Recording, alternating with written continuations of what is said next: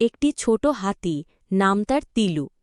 সে চায় একটি বিশাল গাছ লাগাতে, যেখানে পাখি থাকবে, ছায়া থাকবে আর সবাই বসে বিশ্রাম নিতে পারবে। তিলু যখন বলে সে বিশাল গাছ লাগাবে, তখন জঙ্গলের অনেক পশু বলে, তুমি পারবে না, তুমি তো শুধু খেলার জন্যই আছো। কিন্তু তিলু প্রতিজ্ঞা করে সে কাজটি করে দেখাবে। তাই তিলু একাই গর্ত খুঁড়ে বীজ লাগায়। প্রতিদিন সে পানি দেয়, কথা বলে, গান গায়। সময় যায়, গাছ বড় হয় না।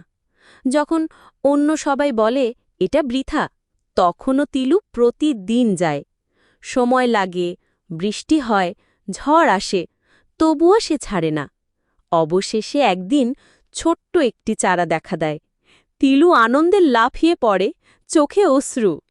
বছর কেটে যায়। এখন সেখানে একটি বিশাল ছায়া দেওয়া গাছ। পাখি আসে, পশুরা বিশ্রাম নেয়। সবাই এখন বলে তিলুই জিতেছে। তিলু ছোট প্রাণীদের বলে,